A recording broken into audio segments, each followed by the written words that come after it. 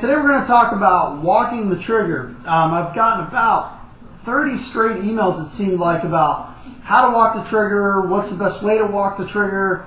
You know, my field only allows semi-autos, so I need practice. How do I practice walking the trigger? So I'm going to try to share with you my way of walking the trigger. Now, everybody's got their own way of doing it. I'm going to show you my way. The first thing I'm going to tell you is that you need to pick a trigger on if your field is only allowed for semi-auto play. There's a lot of guns that are made just for PSP play, where your trigger doesn't matter, the trigger geometry doesn't matter, how the trigger's designed doesn't even matter, because in PSP this is all you need to do to be able to shoot 15 balls per second in PSP. Just pop, pop, pop, pop, pop. That's it. That's all you got to do to be able to shoot 15 balls per second in PSP. You can do it like this. You can do it like this. You're going to be able to shoot 15 balls per second in PSP doing it that way. But if your field only allows semi-auto, and if you want to get good at semi-auto, the first thing you need to do is you need to find guns that have good trigger geometry. Now, a long time ago on my Mikey USF channel, I talked about triggers with good trigger geometry and what you have to do to look for a trigger with good geometry. So we're going to re-explore that. I'm going to tell you that for triggers, the pivot point for triggers, I'm going to try to draw this out really quick. Okay? On a good trigger that is set up properly, the pivot point should be in the back and the trigger should come down like this. Okay? There's the hole. Here's the micro switch, here's the micro switch. This is the best kind of trigger that I've seen for walking the trigger, okay? The pivot point is in the back, the trigger is in the front, and this works the best for walking the trigger. The ones that usually are the worst for walking the trigger are the ones where the hole is on top and the trigger drops straight down, and then you got your pivot, your adjustment screws. Kind of like the Proto, the Shocker's another good example of this. Also the new SMG, the Rail, is a good example of this. Planet Eclipse does a pretty good job of hiding it because they have the Sith design, but these are any sort of trigger where the pivot point is behind the trigger is the ones that are the best ones for walking. I'll tell you what my personal favorite guns are for walking the trigger. Planet Eclipse does a great job because their triggers are kind of swoop, so it allows you to get on it pretty easy.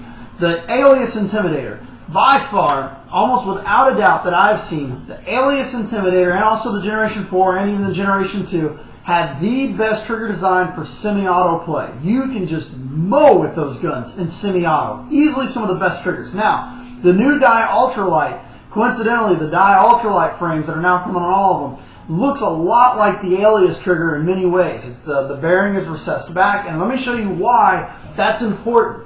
Okay, when you're shooting your gun, you're not shooting your gun like a rifle with your arm outstretched, okay? Your hand is not like this when you're shooting a paintball gun. It's not straight back like a rifle. If it was, you'd have the gun at arm's length.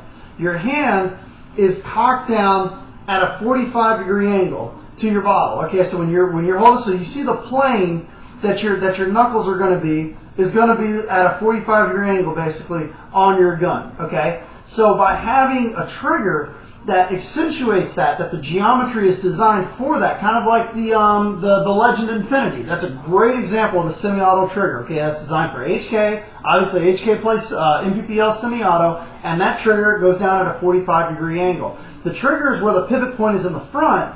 When you're out there and you're shooting, your hand has to be almost directly behind it like this, but your knuckles should match the plane of the trigger. Okay.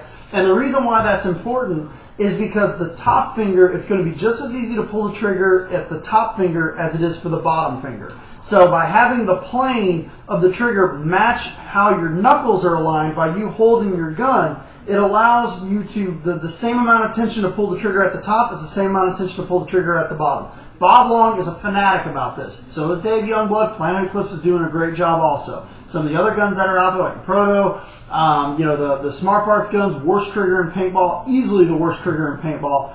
But that's the first thing when you're setting up for semi-auto play, is getting a gun that has the correct trigger geometry. The SLG, don't even try it. The Matrix Rail, don't even try it. Okay, they're great guns, but they are not designed for semi-auto play. Now, The next thing I'll talk about after you pick a gun that's good for semi-auto play. My personal favorites: Planet Eclipse, Bob Long and Die, the Ultralite Frames. Any of the Bob Long guns always have amazing triggers. The next thing that you do when you're walking the trigger, the number one problem that I see a lot of people do is when they go to walk the trigger, they hold the trigger back as the next finger touches it.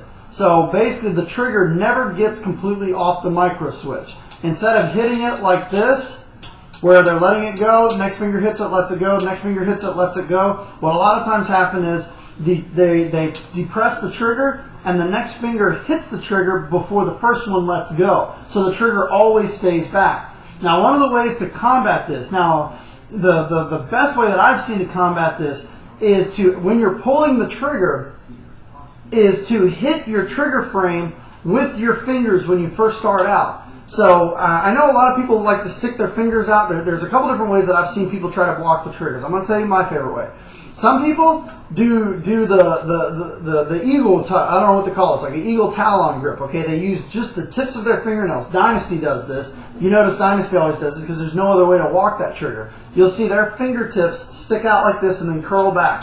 I have not found this to be a very fast way of walking the trigger at all. Some other people also, they'll look at it and you'll see them stick their hand all the way out to here and then go like this. Okay, that's not practical for playing real paintball. The best way that I've seen to walk the trigger is not to use the tips of your fingertips, but to use the undersides of your knuckles right there. So the two the underside of your knuckles. Use that to hit your trigger. So your fingers go all the way through the trigger frame. Okay, your fingers go all the way through the trigger frame, and you're using the inside of your fingers down there at the first knuckle to walk the trigger. I found this to be the fastest way of walking the trigger, and also when you're aiming at somebody, it's less of a profile than sticking your knuckles out like this and trying to walk the trigger, or sticking your wrist out like this and trying to walk the trigger. By having your fingers inside of the trigger frame makes it a lot faster. Now, like I said, the number one common mistake of walking the trigger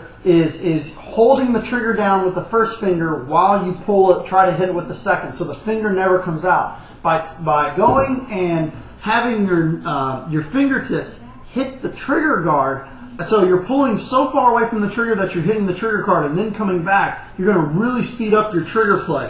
So what I like to do is I like to feel the trigger guard hitting my fingernails as I'm walking when I first start out. Now, once you get the hang of not doing the hold the trigger back and then touch it with the next finger, the common mistake, once you get at it, then you can stop hitting the guard and then come off the guard a little bit to where you're just getting on the trigger without hitting the guard. But that's the number one common mistake on why people can't walk their trigger, is because their fingers are holding the trigger back and never coming off. So it's just like so the fingers are wiggling, but they're not really pulling the trigger.